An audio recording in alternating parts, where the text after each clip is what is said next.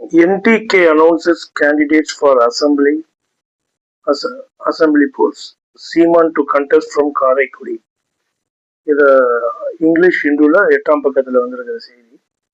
திருச்சி மாநாடுல 234 வேட்பாளர்களையும் அறிமுகப்படுத்தி அவரும் எங்க போட்டியிடுறார் அப்படிங்கிறத தெளிவுபடுத்திய செய்திகள் கிட்டத்தட்ட இன்னைக்கு அனைத்து பத்திரிகையிலும் வந்திருக்கு.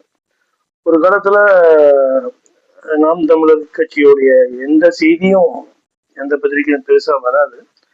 தினமணியிலாம் முதல் பக்கத்திலேயே இந்த செய்தி ஒரு ஓரமா போட்டு அப்புறம் இடையில திராவிடத்திற்கும் தமிழ் தேசியத்துக்குமே போட்டி, சீமான் பேச்சு அப்படிங்கிற ஒரு தலைப்புல ஒரு செய்தி. பின்பக்கத்துல கம்ப்ளீட்டா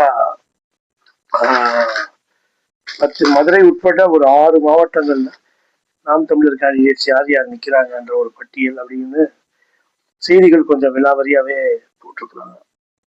அது அவர் ஒரு ஜனநாயக சக்தியாக வாக்காளர்களை வென்றெடுத்து ஓட்டு சதவீதம் கூட கூட கொஞ்சம் ஊடகங்களுக்கு மரியாதை கொடுக்குறாங்கிறத நம்ம புரிஞ்சுக்க முடியும்.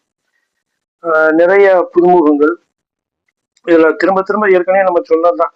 கூட்டணி இல்ல, பாதிக்கு பாதி ஆண் வேட்பாளர்கள், பெண் வேட்பாளர்கள் 117, ஆண் வேட்பாளர்கள் 117ன்னு சொல்லி அறிவிச்சிட்டு ஒரு பெருந்திரளான கூட்ட மக்களிடையே மாற்றத்திற்கான மக்கள் மாநாடு நடத்தி எல்லாரும் வேணாம் எங்களுக்கு ஒரு வாய்ப்பை கொடுங்க அப்படின்னு ஒரு கோரிக்கை வச்சு மீண்டும் ஒரு பெரியதொரு நம்பிக்கையோட தேர்தல் களம் காண்றார் சீமான்.